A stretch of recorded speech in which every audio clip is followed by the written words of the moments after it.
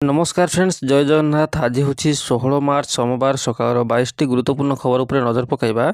ता पूर्व वीडियो गोटे लाइक करूँ फ्रेंड्स। जदि चैनल को नुआ कर चैनल को सब्सक्राइब करने और पाखर बेल आइकन रे क्लिक करने आगे लेटेस्ट अपडेट पाइबापी। प्रथम खबर, रविवार निर्वाचन कमिशन पश्चिमबंग, केरल, तमिलनाडु, आसाम और पुडुचेरी विधानसभा निर्वाचन पर तारीख घोषणा कर। पश्चिमबंग में 2टी पर्यायर 23 और 29 एप्रिल रे, आसाम, केरल और पुडुचेरी 9 एप्रिल रे और तमिलनाडु 23 एप्रिल रे भोट ग्रहण करा जिवो। 4 मई रे समस्त 4टी राज्य और गोटे केन्द्रशासित अंचल भोट गणना एककालीन हेबो। निर्वाचन फलाफल घोषणा करी मुख्य निर्वाचन कमिशनर ज्ञानेश कुमार कहते जे यह राज्यगुड़िक 17.4 कोटी भोटर अच्छा। यह राज्यगुड़िक 824 विधानसभा आसन रही बेले एसआईआर अनेक गुरुत्वपूर्ण कार्य करिछि। ଏହି 4ଟି राज्ୟ ଏବଂ ଗୋଟିଏ କେନ୍ଦ୍ରଶାସିତ ଅଞ୍ଚଳରେ ବିଶେଷ କରି ଭୋଟର ତାଲିକାରେ ବଡ଼ ଧରଣର ସଂଶୋଧନ ହୋଇସାରିଛି ଏବଂ ଚୂଡ଼ାନ୍ତ ଭୋଟର ତାଲିକା ପ୍ରକାଶିତ ହୋଇଛି। ମୁଖ୍ୟ ନିର୍ବାଚନ କମିଶନର ଜ୍ଞାନେଶ କୁମାର ନିର୍ବାଚନ କମିଶନର ସୁଖବୀର ସିଂ ସାନ୍ଧୁ ଏବଂ ବିବେକ ଯୋଶୀଙ୍କ ସହିତ ନିର୍ବାଚନ ପ୍ରସ୍ତୁତ ସମୀକ୍ଷା କରିବା ପାଇଁ ମାର୍ଚ୍ଚ 10 ତାରିଖରେ ପଶ୍ଚିମବଙ୍ଗ ଗସ୍ତ କରିଥିଲେ। ସେମାନେ ନିର୍ବାଚନ ପାଇଁ ପ୍ରସ୍ତୁତ ହେଉଥିବା ଅନ୍ୟ ରାଜ୍ୟଗୁଡ଼ିକୁ ମଧ୍ୟ ଗସ୍ତ କରିଥିଲେ। पश्चिमबंग विधानसभा 294टी आसन अच्छी, जो मुख्य प्रतिद्वंदिता शासक तृणमूल कांग्रेस टीएमसी और भारतीय जनता पार्टी बीजेपी मध्य हेबो। ममता बनर्जी नेतृत्वाधीन टीएमसी 2011 मसीह राज्य में शासन कर। बंगलार निर्वाचन 23 और 29 एप्रिल 2टी पर्यायर अनुष्ठित हेबो। भोट गणति मे 4 रे हेबो। आसाम एप्रिल 9 तारिख में मतदान। आसाम वर्तमान बीजेपी नेतृत्वाधीन एनडीए सरकार और कांग्रेस 126टी विधानसभा आसन पर प्रतिद्वंदिता करेंगे। आसाम निर्वाचन एप्रिल 9 तारिख में गोटे पर्यायर अनुष्ठित हेबो। भोट गणति मे 4 रे हेबो। केरल एप्रिल 9 तारिख में भोट ग्रहण। केरल 140टी आसन पर लेफ्ट डेमोक्रेटिक फ्रंट एलडीएफ और यूनाइटेड डेमोक्रेटिक फ्रंट यूडीएफ मध्य मुख्य प्रतिद्वंदिता।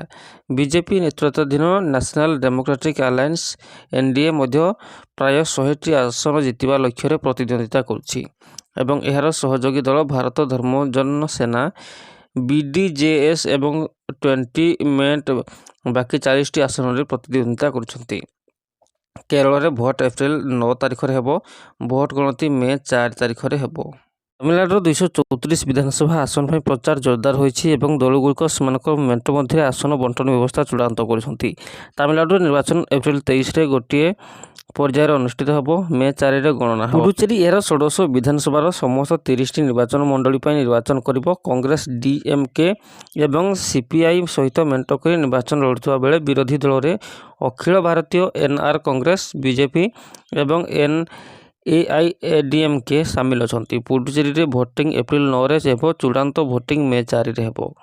चलित मास आरंभ में निर्वाचन कमिशन पश्चिमबंग, तमिलनाडु, केरल, आसाम और पुडुचेरी आगामी विधानसभा निर्वाचन पर निर्वाचन प्रस्तुत समीक्षा करथिले। निर्वाचन कमिशन संविधान धारा 324 और जनप्रतिनिधि आईन 1951 धारा 20 ख अनुजाई यार पूर्ण क्षमता व्यवहार करी मुक्त एवं निरपेक्ष निर्वाचन परिचालना एवं क्षेत्र स्तर में निर्वाचन परिचालना तदारख करने केंद्रीय पर्यवेक्षक मानक नियुक्त कर। परवर्ती खबर, कालबैशाखी प्रभाव में ओडिशार विभिन्न स्थान में तापमात्रा सामान्य ह्रास पाई। केतक सहर में 40 डिग्री छुईवा सर्वोच्च तापमात्रा आज 39 डिग्री तलक खसी। नुआपड़ा आज राज्यर सर्वोच्च तापमात्रा 38.2 डिग्री रेकर्ड होती। सेहीपरि बलांगीर और बरगढ़ में 38 डिग्री, झारसुगुड़ा 37.7 डिग्री रही।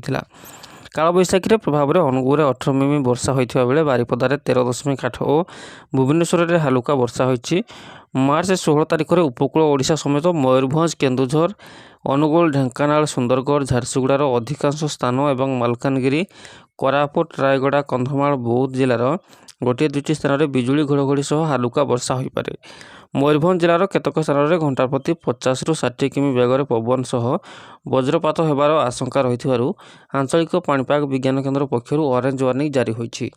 यह व्यतीत सुंदरगढ़, केन्दुझर, बालेश्वर और भद्रक जिलार घंटा प्रति 40 ରୁ 50 किमी बेगर एवं रायगड़ा, कोरापुट, मालकानगिरी, पुरी, खोर्धा, नयागढ़, गंजाम और गजपति जिलार केतक स्थान में 30 ରୁ 40 किमी बेगर पवन हेबाकू थिबारु येलो वार्निंग जारी करा जायछि।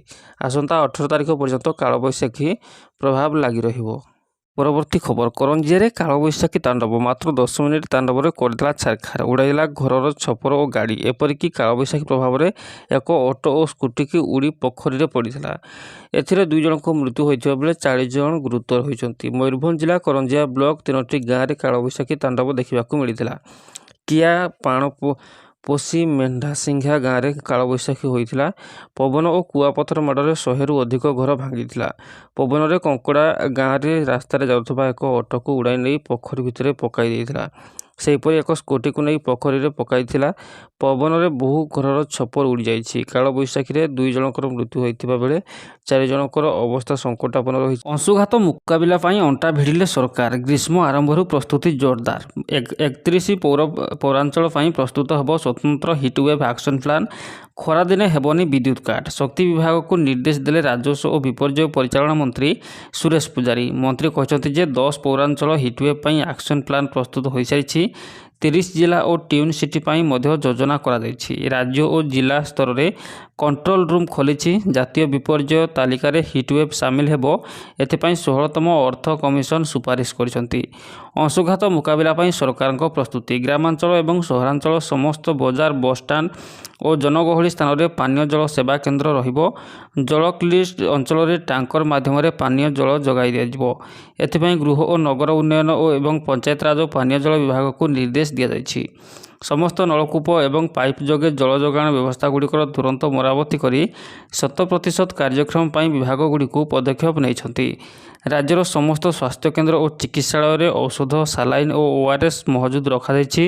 ଅତିଶୟ ଗ୍ରୀଷ୍ମ ପ୍ରବାହ ସମୟରେ ବସ୍ ଓ ଅନ୍ୟାନ୍ୟ ଯାତ୍ରୀବାହୀ ଯାନଗୁଡ଼ିକରେ ଯାତାୟାତ ସମୟ ନିର୍ଘଣ୍ଟରେ ପରିବର୍ତ୍ତନ ପୂର୍ବକ ଖରାବେଳେ ଯାତ୍ରୀବାହୀ ଯାନ ଚଳାଚଳ ନିୟନ୍ତ୍ରଣ କରିବାକୁ ନିର୍ଦ୍ଦେଶ। ଶ୍ରମିକମାନଙ୍କର କାର୍ଯ୍ୟ ସମୟ ନିର୍ଘଣ୍ଟ କରିବା ସହ ଦ୍ୱିପହର କୌଣସି କାମ ଆୟୋଜିତ ନ କରିବାକୁ ନିର୍ଦ୍ଦେଶ।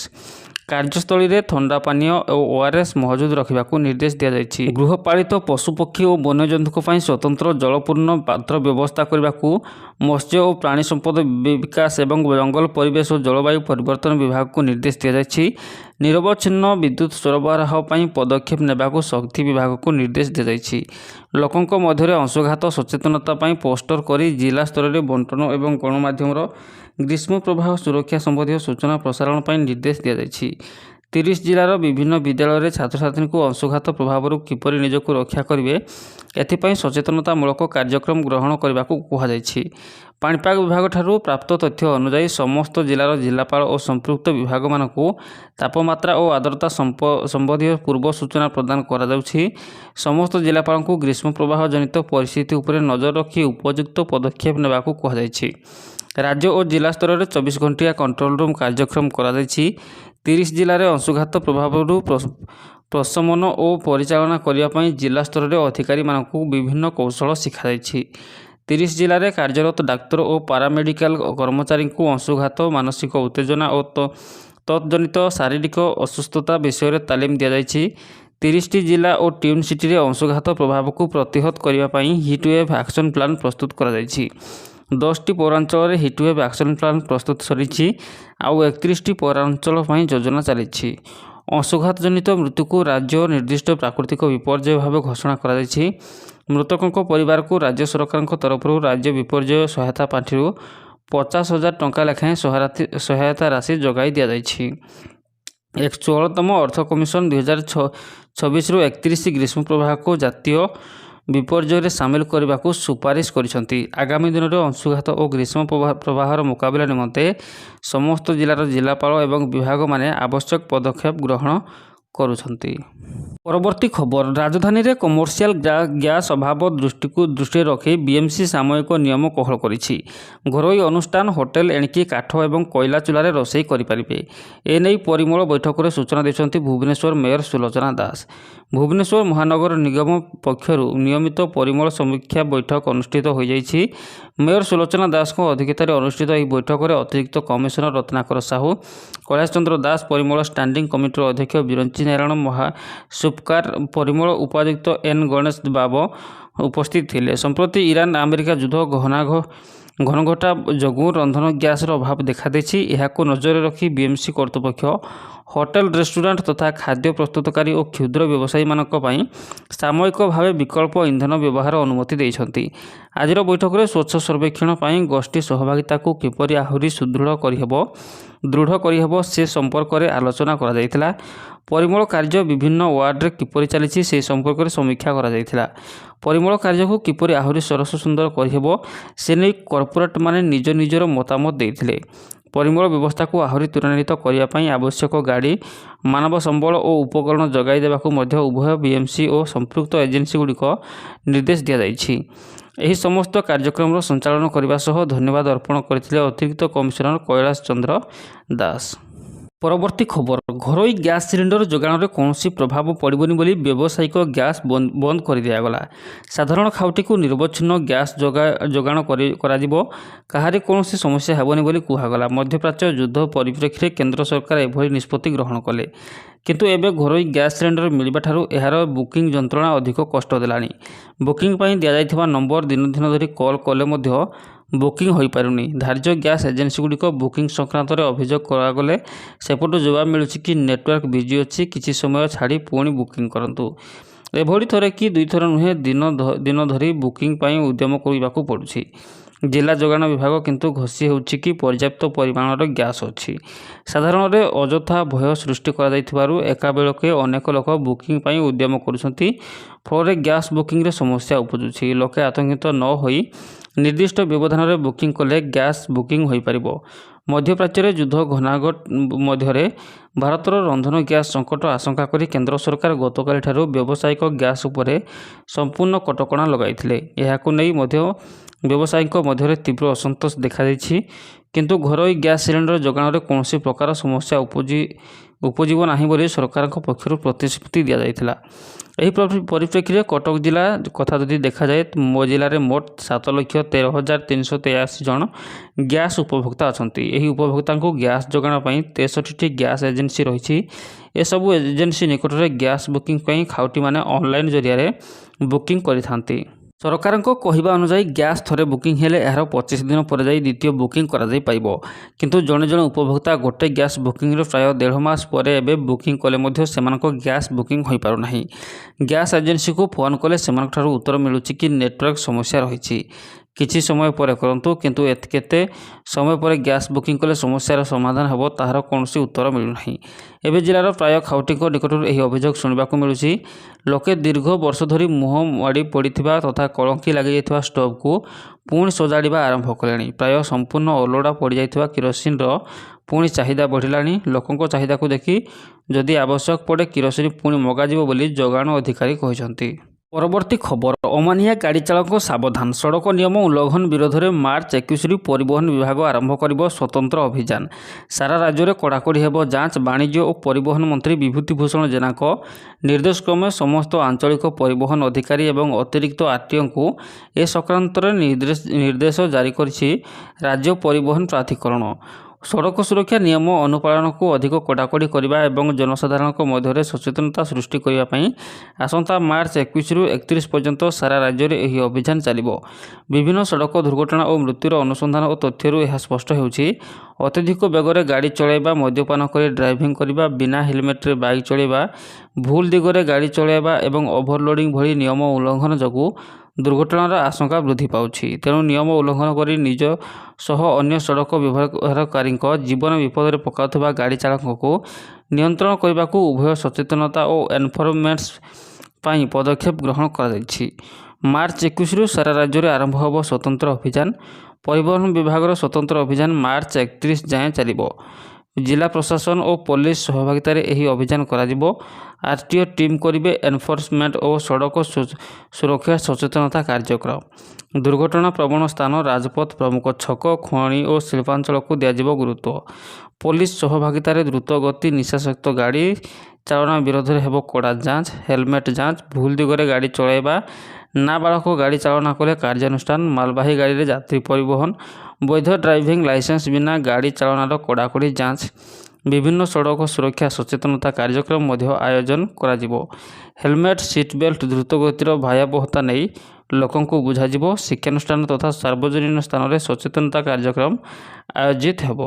ପରବର୍ତ୍ତୀ ଖବର, ଓଡ଼ିଶାରେ ମଧ୍ୟପ୍ରାଚ୍ୟ ଯୁଦ୍ଧ ପ୍ରଭାବ, ବଢ଼ିଲା ଖାଇବା ତେଲ ଦର। କଳା ବଜାର କରି ମାଲାମାଲ ହେଉଛନ୍ତି ଦଲାଲ। ସନଫ୍ଲାୱାର ଏବଂ ପାମୋଲିନ୍ ଭଳି କିଛି ଖାଇବା ତେଲ ଦେଶ ବାହାରୁ ଆମଦାନୀ ହେଉଥିବା ବେଳେ ଏବେ ଯୋଗାଣ ପ୍ରଭାବିତ ହୋଇଛି। ତେଣୁ ବିଭିନ୍ନ ହୋଲସେଲ୍ ଡିପୋରେ ଗଚ୍ଛିତ ଥିବା ଖାଇବା ତେଲ ଯୁଦ୍ଧକାଳରେ ଅସାଧୁ ବ୍ୟବସାୟୀମାନେ ଚଢ଼ା ଦରରେ ବିକ୍ରି କରୁଥିବା ଅଭିଯୋଗ ହୋଇଛି। ଏହାର ପ୍ରଭାବ ଖୁଚୁରା ବଜାରରେ ପଡ଼ୁଥିବା ବେଳେ ଖାଉଟିମାନେ ଦହଗଞ୍ଜ ହେଉଛନ୍ତି। ବାହାରୁ ଆମଦାନୀ ହେଉଥିବା ଡାଲି ଏବଂ ସୋରିଷ ତେଲ ଭଳି ଅତ୍ୟାବଶ୍ୟକ ଖାଦ୍ୟଦ୍ରବ୍ୟ ବଢ଼ିବା ସମ୍ଭାବନା ଥିବା କୁହାଯାଇଛି। ଦର ବୃଦ୍ଧିକୁ ନେଇ ଖାଉଟି ଚିନ୍ତାରେ ପଡ଼ିଥିବା ବେଳେ କାର୍ଯ୍ୟାନୁଷ୍ଠାନ ନେବାକୁ ସାଧାରଣରେ ଦାବି ହୋଇଛି। ଗୋଟିଏ ପଟେ ରାଜ୍ୟରେ ଏଲ୍‌ପିଜି ଗ୍ୟାସ୍ ସଂକଟ ଦେଖିବାକୁ ମିଳିଥିବା ବେଳେ ଅନ୍ୟପଟେ ଖାଇବା ତେଲର ଦର ଅହେତୁକ ଭାବେ ବଢ଼ିବାରେ ଲାଗିଛି।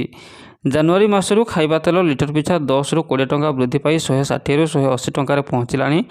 2 ସପ୍ତାହ ତଳେ ହୋଲସେଲ୍ ମାର୍କେଟରେ ଫର୍ଚ୍ୟୁନର ସନଫ୍ଲାୱାର ରିଫାଇନ୍ ତେଲ 155ରୁ 160 ଟଙ୍କା ଥିବାବେଳେ ଏବେ ଏହା 170ରୁ 172 ଟଙ୍କାରେ ପହଞ୍ଚିଛି। ଏହିପରି ଫ୍ରିଡମ୍ ରିଫାଇନ୍ ତେଲ ଲିଟର ପିଛା 160 ଟଙ୍କା ଥିବାବେଳେ ଏବେ 180 ଟଙ୍କା ହୋଇଛି। ରାଗ୍ ରିଫାଇନ୍ ତେଲ ଲିଟର ପିଛା 90ରୁ 98 ଟଙ୍କା ଥିବାବେଳେ ଏବେ ଦର ବୃଦ୍ଧି ପାଇ 110 ଟଙ୍କାରେ ହୋଇଛି। ମାଲେସିଆ, ସିଙ୍ଗାପୁର ଏବଂ ଇଣ୍ଡୋନେସିଆରୁ ଆସୁଥିବା ଖାଇବା ତେଲ ଯୋଗାଣ ଯୁଦ୍ଧ ପ୍ରଭାବରେ ପ୍ରଭାବିତ ହୋଇଥିବା ବେଳେ ଓଡ଼ିଶା ବଜାରକୁ ଆସୁଥିବା ତେଲ ପରିମାଣ ହ୍ରାସ ପାଇଛି। ଫଳରେ ଚାହିଦା ଅନୁସାରେ ଖାଇବା ତେଲ ଯୋଗାଣ ଅଧିକାଂଶରେ କମିଥିବା ହୋଲସେଲ୍ ବ୍ୟବସାୟୀ କହିଛନ୍ତି। ଯୁଦ୍ଧକୁ ଆଳ କରି କଟକ ସହର ନିକଟବର୍ତ୍ତୀ ଥିବା ବିଭିନ୍ନ ଖାଇବା ତେଲ ଡିପୋରେ ଗଚ୍ଛିତ ଥିବା ତେଲକୁ ଅସାଧୁ ବ୍ୟବସାୟୀ ଚଢ଼ା ଦରରେ ବିକ୍ରି କରୁଥିବା ଅଭିଯୋଗ ହୋଇଛି। 10ରୁ 20 ଲିଟର ଥିବା ତେଲ ପ୍ୟାକେଟ୍ ଏବଂ ଟିଣରେ 100ରୁ 200 ଟଙ୍କା ପର୍ଯ୍ୟନ୍ତ ଦର ବୃଦ୍ଧି କରି ବିକ୍ରି କରୁଥିବା ଜଣାପଡ଼ିଛି। ଅଧିକ ଦର ବୃଦ୍ଧି ପାଇଁ କିଛି ବ୍ୟବସାୟୀ ବଜାରରେ କୃତ୍ରିମ ଅଭାବ ସୃଷ୍ଟି କରୁଥିବା ମଧ୍ୟ ଅଭିଯୋଗ ହେଉଛି, ଯାହାର ପ୍ରଭାବ ଖୁଚୁରା ବଜାରରେ ପଡ଼ୁଛି। ଖୁଚୁରା ବ୍ୟବସାୟୀ କହିଛନ୍ତି, ଖାଇବା ତେଲ ଡିପୋରୁ ତେଲ ଦର ବଢ଼ୁଥିବା ବେଳେ ଆମେ କିଣିବା ଅନୁଯାୟୀ ଦର ନେଉଛୁ। ତେଣୁ ଯୋଗାଣ ବିଭାଗ ଏଥିପ୍ରତି ଦୃଷ୍ଟି ଦେଇ ବିଭିନ୍ନ ଡିପୋର ଷ୍ଟକ୍ ଏବଂ ସେମାନେ କିଣୁଥିବା ଦର ସିଟ୍ ଯାଞ୍ଚ କଲେ ପ୍ରକୃତ ମୂଲ୍ୟ ଜଣାପଡ଼ିବ।